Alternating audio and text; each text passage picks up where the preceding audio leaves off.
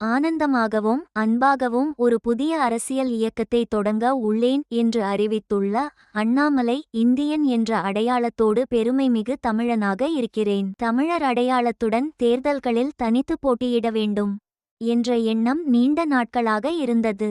எந்த ஒரு கட்சியுடனும் எனக்கு தனிப்பட்ட பிரச்சனை இல்லை. ஆனால் அனைத்து தேர்தல்களிலும் பா.ஜ.க. தனித்து போட்டியிட வேண்டும் என்பதில் நான் உறுதியாக இருந்தேன்.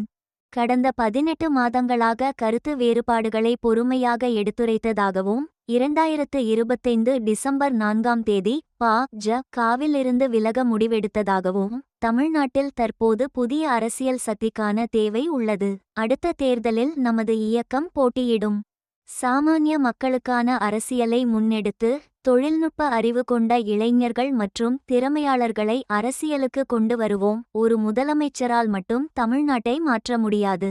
நல்ல நிர்வாகம் சட்டப்பேரவையிலிருந்து ஊராட்சி வரை எல்லா மட்டங்களிலும் உருவாக வேண்டும். அரசியல் என்பது ஒரு குடும்பத்திற்கானது அல்ல, அனைவருக்குமானது என்றும் அவர் குறிப்பிட்டார். வளர்ந்த பாரதம் என்ற கனவோடு பயணிக்கிறோம். அந்த வளர்ந்த பாரதத்தில் தமிழ்நாடு முதலிடத்தில் இருக்க வேண்டும் என்ற இலக்கையும் அவர் முன்வைத்தார். நம்மை ஒரு பக்கத்து வீட்டுக்காரர் போலத்தான் மக்கள் பார்க்க வேண்டும். உருவ வழிபாடு அரசியலிலும் தனிநபர் துதி அரசியலிலும் நான் ஈடுபடப் போவதில்லை. சாமானிய மக்களின் பிரச்சனைகளுக்கு தீர்வு காணும் அரசியலே தனது இயக்கத்தின் அடிப்படை நோக்கம். ஒரு முதலமைச்சரால் மட்டும் தமிழ்நாட்டை மாற்ற முடியாது.